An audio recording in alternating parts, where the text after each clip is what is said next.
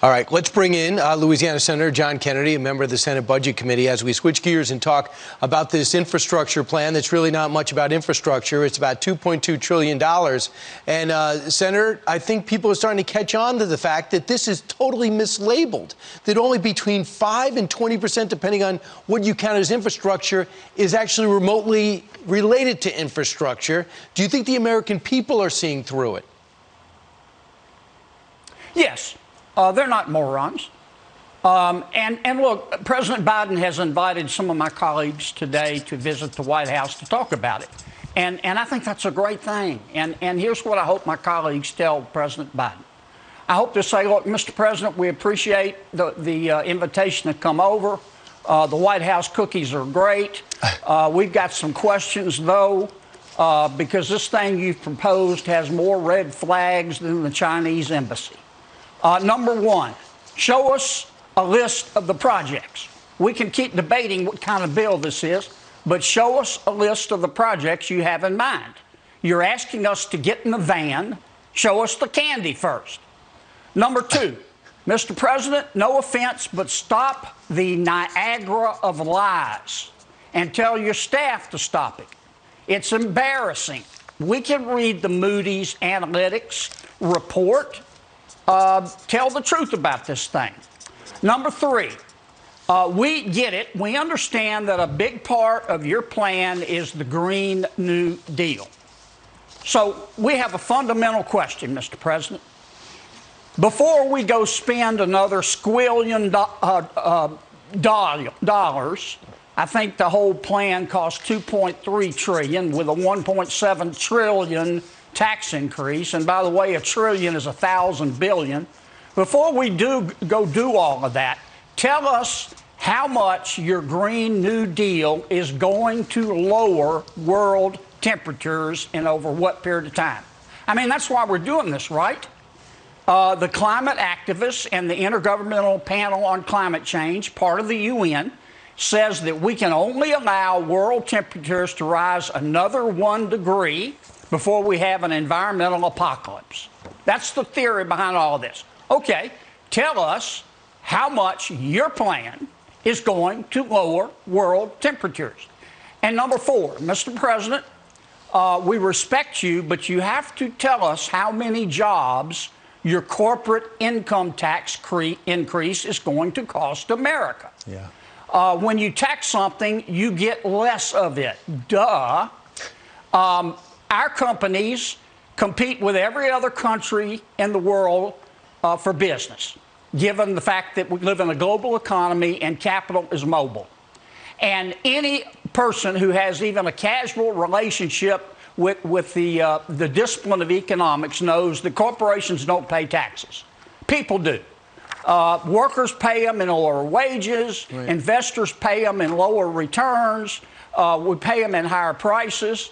Tell us how this is going to impact the American consumer. And let's be honest with each other. Well, and we were talking on Friday, Senator, about the estimates are that if this passed, with the higher corporate taxes, it would cost at least 1 million American jobs in the first 2 years. So they're not only redefining what infrastructure is, but they're also redefining, because they can, or at least they would like to try, what it means to be bipartisan. You mentioned how they're going to have 4 Republicans and 4 Democrats there in the Oval Office later today at 1:45. But here's what Anita Dunn, a senior advisor to the president, said to the Washington Post. She said, if you looked up bipartisan in the dictionary, I think it would say support from Republicans and Democrats. It doesn't say the Republicans have to be in Congress. So essentially what they're saying, and this kind of follows what Joe Biden had said during his first press conference, where he was talking about he's got a lot of support out there with Republicans in America. As you travel around and you talk to regular people, is that what you've found? You've heard people say, look, I didn't vote for Joe Biden, but I really like this infrastructure plan?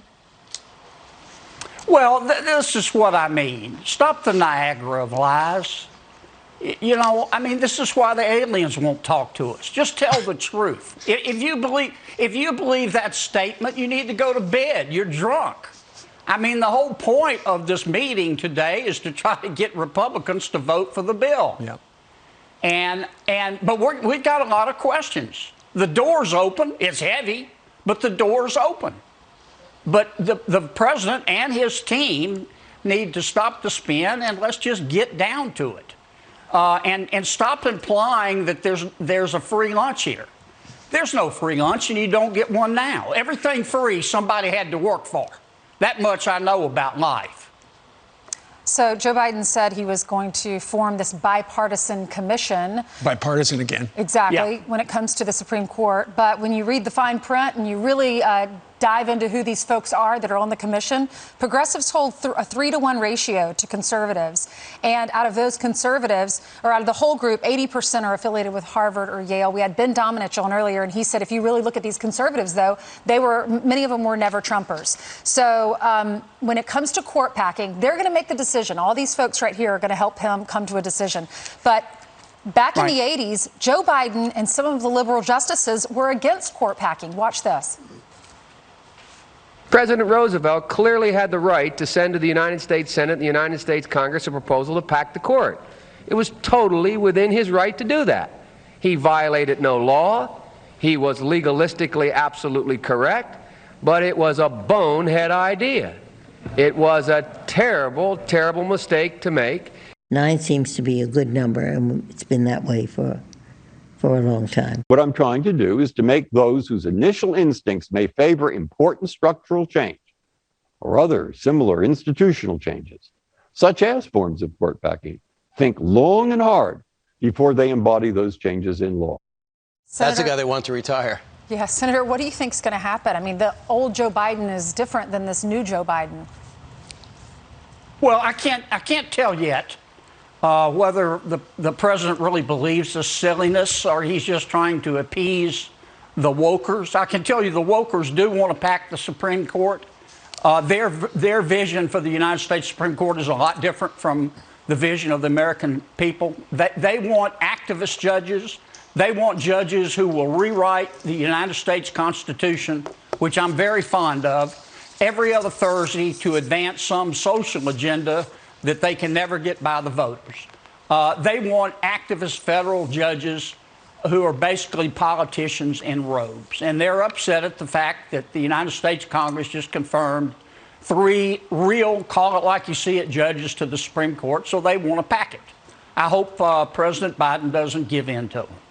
Yeah, I just thought it was If he does, we're going to have a hell of a fight. I can put it that way. Right, and then of course he wants to get Washington D.C. a state and just change the economy and how we power the country. Besides that, it's just pretty much business as usual. One thing that's pretty unusual. Well, Brian, it's all neo-socialism, and all neo-socialism is trickle down poverty. All you have to do is look at other countries that have tried it. Right. Listen, I think it's getting pretty scary. I don't know who's in charge there. One thing is kind of scary. Sometimes on Twitter, you go on and you hear people sing. I was wondering if you recognize this guy and this voice and this song. Born free as the wind blows, as free as the grass grows, born free to follow your heart. Live free and beauty surrounds you. The world still astounds you each time you look at a star.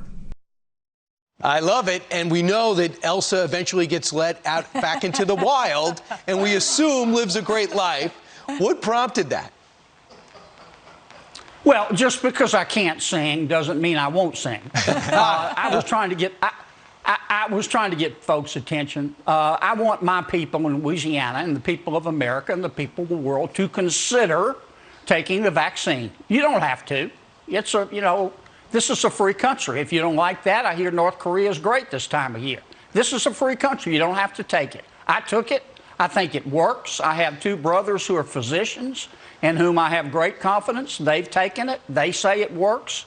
If you're scared of needles, as I am, they can accommodate you. It didn't hurt a bit. Right. And I think it's our way out of this mess. But people don't have to take it, but I sure hope they'll seriously consider. I got my first shot. So I'm waiting on my next one next Monday. We've all had the shot. And they're using the littlest needle possible, so you don't really feel it until maybe the next day. Yeah. Mine didn't hurt a bit. Okay, there you go. Well, you're probably just tougher than me. Senator, I want to show you, this is a high school English teacher out in San Marcos, California. And she is essentially yelling at students because their parents are complaining about teachers not being back in the classroom. Listen to this. Your parent wants to talk to me about their profession and their opinion on their profession. I would love to hear that. However, if your parent wants to come talk to me about how I'm not doing a good enough job in distance learning based on what you need as an individual, just dare them to come at me. Because I'm so sick to my stomach of parents trying to tell educators how to do their job. And Senator, I read comments by one of the mothers whose children were in that class, and she said when she was at work and her son sent her that little video, she just burst into tears because she was horrified that her son had been sitting through those kinds of lectures the whole year.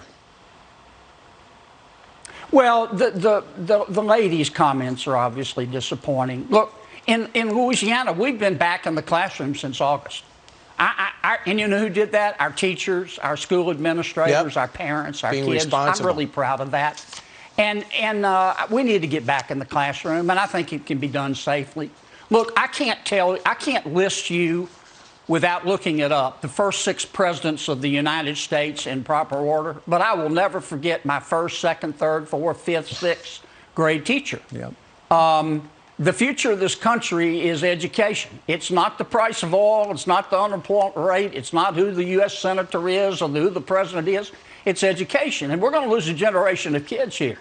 And I've said this to President Biden. He needs to stand up and look the education committee and the community in the eye and say, open up the schools. He's scared to death. We've given you. He's scared to death to do it. He doesn't take on unions. He doesn't take on unions. Well, he needs to look the education community in the eye and say, set my children free. Open up the schools. It can be done safely. We've given you the money. There's no excuse. Yeah, the governor of California also gutless as well. So the kids suffer. And that's a perfect example of why they need to be back in schools. This lady is losing it. She either needs the classroom or a vacation. Sure. Senator, thank you very much. And I think most teachers want to go back. They do. I think you're exactly right. Senator, thank you very much. Would you like to sing us out? Is there another song that you would like to sing for us right now? Thank you for that generous offer, but I think I'm going to pass.